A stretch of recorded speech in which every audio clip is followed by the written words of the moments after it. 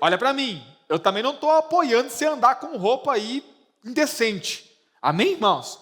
Não é isso que eu estou dizendo, mas eu estou dizendo que quando é que de fato aparece o joio e o trigo? Quando é que de fato aparece quem é o crente bom e quem é o crente ruim? Na hora dos frutos.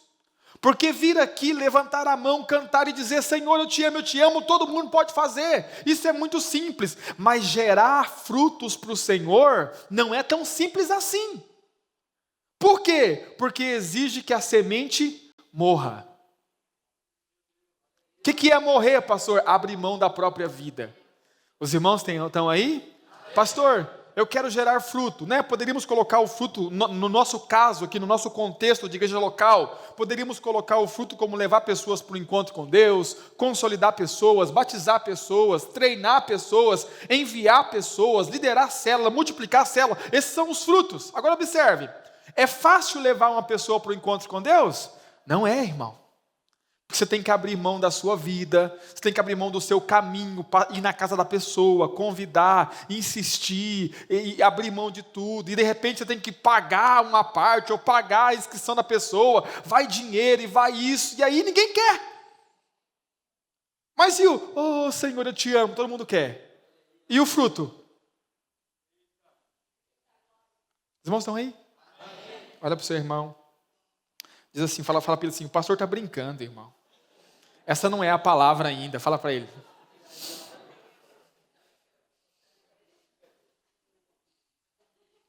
É óbvio que não estou brincando. Os irmãos estão aí? Então olha para mim, irmãos. Somos o joio ou somos o trigo? Como saber? As perguntas do reino não são respondidas com palavras. São respondidas com frutos. Amém, irmãos? Pastor, por que você faz o que você faz? E por que você vive como você vive? Apesar que a minha vida é boa, irmãos. Não é ruim, não. Minha vida é muito boa, na verdade. Que eu falo assim, parece que a minha vida é ruim, né? Mas não é, não. É muito boa. Mas por que eu vivo do jeito que eu vivo? Né? Não sei se os irmãos sabem, meu sogro voltou agora para o Paraná, né? Não conseguiu ficar longe dos netos, né? É uma coisa que pesa muito para eles. E tipo, assim, vendo ele juntando as coisas, vou voltar para minha cidade. Eu fiquei pensando, né? Poxa vida, eu não posso fazer isso. Eu não posso me mudar para onde eu quero me mudar, ir para onde eu quero, voltar a hora que eu quero. Consegue entender? Assim, eu não tenho essa... Não dá, por quê? Porque eu vivo para o Senhor. E eu fico onde o Senhor manda, não é onde eu quero. Os irmãos estão aí? Não estou dizendo que o Senhor mandou ou não mandou eles irem. Estou dizendo isso, estou dizendo que eu. Agora observe, por que eu vivo essa vida? Por que eu decidi viver desta forma?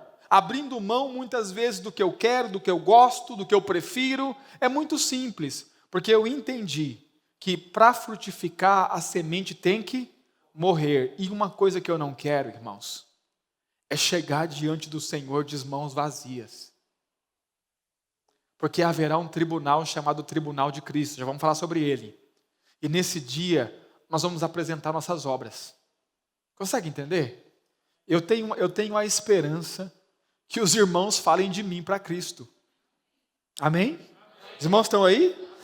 Né? Nem que seja assim, não precisa falar tão bem. Ó Jesus, tinha um pastor meio doido lá, que vivia cobrando a gente para a gente frutificar. Observe, são os meus frutos. Então você abre mão da sua vida, gera frutos. E você é trigo.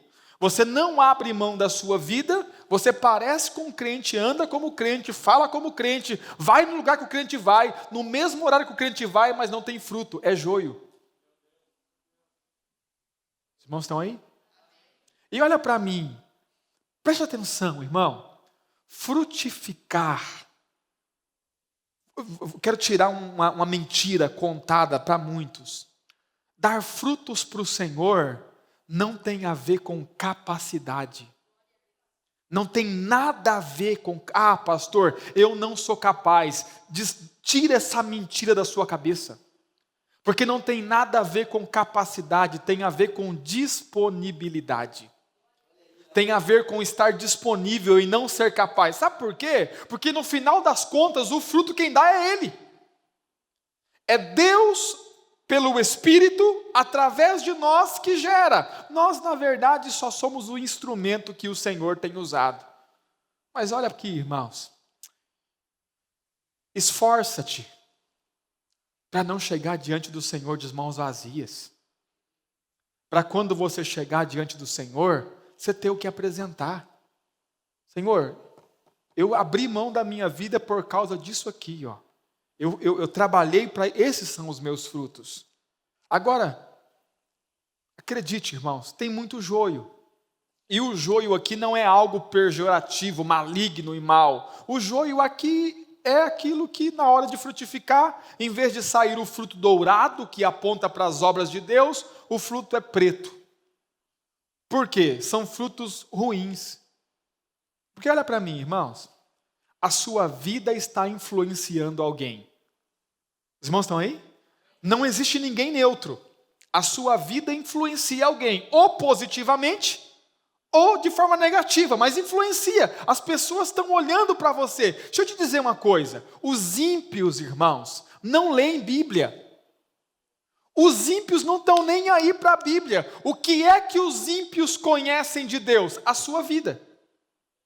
É para isso que eles estão olhando, é isso que eles estão vendo. Porque, presta atenção, não pense você que o ímpio vai chegar e vai dizer assim, não, deixa eu aprender a palavra de Deus. Ele não vai fazer isso, mas ele olha para você e diz assim, isso aí quer servir a Deus?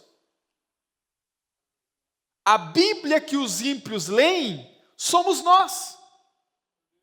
Então os nossos frutos são importantíssimos.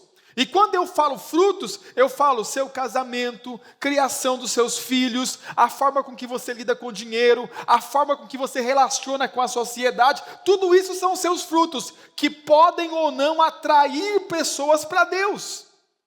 Alguém pode estar olhando para você e dizendo assim, olha, eu olho para essa pessoa aí, rapaz, parece que é feliz demais da vida, né? Que vida boa, está sempre feliz, sorrindo. Olha só, o que essa pessoa tem? Não, ele é crente. Eu quero ir lá conhecer essa igreja também. Consegue entender? E aí vem conhecer uma igreja e acaba conhecendo Jesus. Amém, irmãos? Porque nós não queremos apresentar a igreja. Nós queremos apresentar Jesus. Esse é o objetivo da nossa vida. Amém?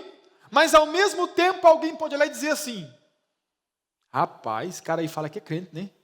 Ser crente é isso aí? Eu não quero ser crente nunca. Frutos. É aí que está a diferença entre o joio e o trigo. Deixa eu acelerar, que o nosso tempo está bem curtinho, irmãos. Verso de número 29. Ele, porém, lhe disse, verso 28. Ele lhes disse, um inimigo é quem fez isso. Ou seja, o inimigo é quem semeou o joio. Eu poderia falar sobre isso, mas não vou ter tempo. Deixa eu só dizer uma coisa. O diabo não luta com a igreja do lado de fora, como as pessoas pensam. Os irmãos estão aí? O diabo, quando ele tenta destruir a igreja, ele tenta destruir de dentro.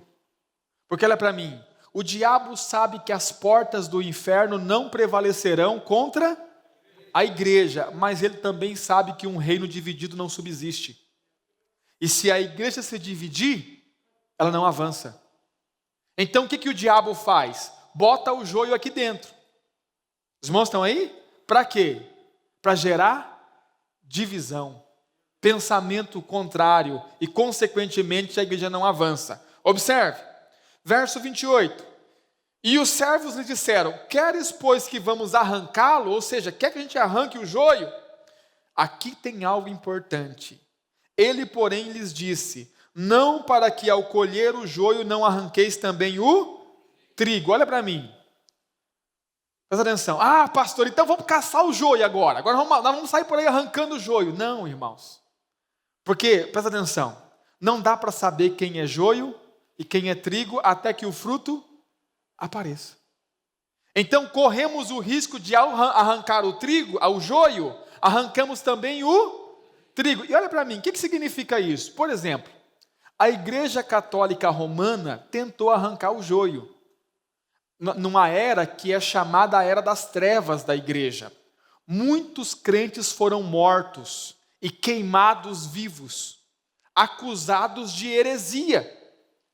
Se você estudar um pouquinho a história da igreja, você vai ver que crentes eram acusados de feitiçaria, de macumbaria, de heresia. E qual que era a punição? Vamos arrancar o joio, matar, queimá-los vivos, no tempo da chamada Inquisição, ou Santa Inquisição, como a Igreja Católica chama. Só que muitos crentes foram mortos, irmãos.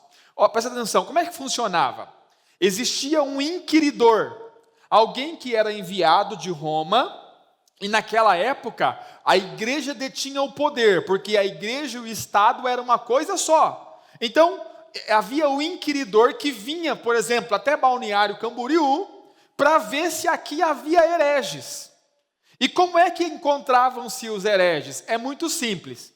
Se você tinha algum pecado contra a igreja que deveria ser punido, se você entregasse alguém que é herege e confessasse o seu pecado era perdoado e o outro era morto. Os irmãos estão aí? Mas isso aí se tornou uma arma. Que arma? Por exemplo, eu tenho lá uma dívida muito grande, eu, o Luan e o Manuel temos uma dívida com o Eliandro. E aí está vindo o inquiridor. O que a gente fazia? Vamos se livrar do Eliandro?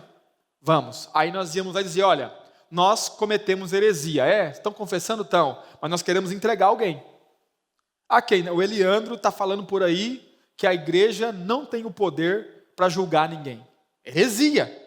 Ela era heresia. Ou seja, o que acontecia? O Eliandro ia para a fogueira. Nessa, muitos parentes se livraram de parentes. Ou seja, a igreja matou muito crente nessa época. Tentativa de arrancar o joio. O que Jesus disse? Não arranque. Amém, irmãos? Olha para o seu irmão e fala assim, irmão, se você é um joio, fica tranquilo. Jesus mandou não te arrancar. Pode ficar. Amém? Mas vai haver o tempo da colheita. E o que é a colheita? É quando o Senhor Jesus Cristo voltar. Amém, irmãos? Verso de número 29. Ele, porém, disse, não para que ao colher o joio, não arranqueis também o trigo. Deixai crescer ambos juntos, até a ceifa. Vai chegar o dia da ceifa. E por ocasião da ceifa, direi aos ceifeiros, colhei primeiro e atai-o em molhos para queimar. Olha para mim, preste atenção. Se houver pessoas novas aqui, pessoas que ainda não ouviram sobre o Evangelho do Reino e o Evangelho da Graça, entenda, atar em feixes para queimar não é ir para o inferno, e não é condenação, isso fala de disciplina no reino. Os irmãos estão aí?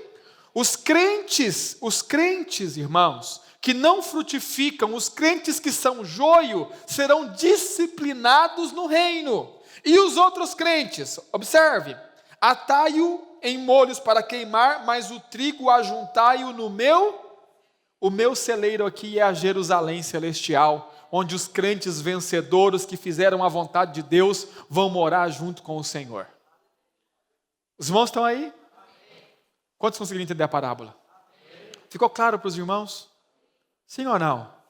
Quem é que semeou?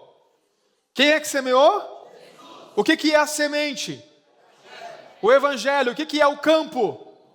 O mundo. O que é o joio e o que é o trigo? O joio são, não gosto de chamar de falsos crentes, mas são aqueles crente ruim, né? Amém? Crente ruim. Eu falaria facilmente crente ruim, né, no nosso ambiente, mas como essa palavra também vai para milhares de pessoas essa semana, eu fico meio assim de repente causar confusão aos irmãos. Mas acredite, tem crente ruim. Quem são os crentes ruins? São aqueles crentes que ainda vivem pensando só em si mesmo. São aqueles crentes que ainda não aprenderam a abrir mão da própria vida para salvar outros. São aqueles crentes que ainda não aprenderam que para ganhar a vida com Jesus tem que perdê-la. São aqueles crentes que ainda não entenderam que se o grão de trigo cair na terra, se ele não morrer, ele fica ele só. Pastor, por que eu não consigo frutificar? Porque você não está querendo morrer. Os irmãos estão aí? Você sabe qual que é a maior qualidade de um morto? Diga assim, qual? Não reclama. Já viu um morto reclamar? Uma vez eu vim derrubar em um morto. Estava no velório e entrou uma pessoa embriagada, esbarrou no caixão e o morto, derrubaram ele. Era alto, irmãos. Eu falei, ai, deve ter doído. Aí eu pensei, não doeu. Detalhe, ele não reclamou. Morto não murmura. Ah, pastor, tá difícil demais. Está reclamando? É porque ainda está vivo. Morto não reclama. Amém, irmãos? Eu só falo para o Senhor assim, manda mais, Jesus. Manda mais que está pouco. Os irmãos estão aí? Eu tento usar uma psicologia reversa com o Senhor, né? Óbvio que eu quero que pare, mas eu falo, manda mais. Tá pouco, vamos lá. Os irmãos estão aí? Uma coisa importante sobre o joio e o trigo que eu não falei, e eu quero falar aqui para encerrar, a gente vai cear, que nós temos um próximo culto, já tem gente lá na porta. Os irmãos chegam mais cedo, né? O joio e o trigo, a raiz deles se entrelaçam quando eles vão crescer. Quando as plantas eles estão juntos, as raízes, e eles disputam centímetro por centímetro de terra e de nutrientes. Então olha para mim, é necessário ter o joio no meio, porque o joio força o trigo a crescer, a criar mais raízes, a ter mais nutrientes. Os irmãos estão aí?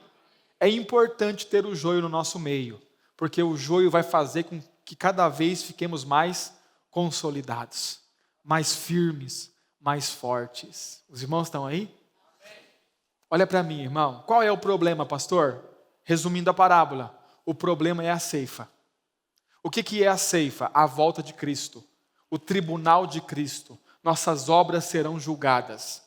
2 Coríntios capítulo 5, verso 10. Porque importa que todos nós compareçamos diante do tribunal de Cristo, para que cada um receba o que tiver feito pelo meio do corpo, ou bem ou mal.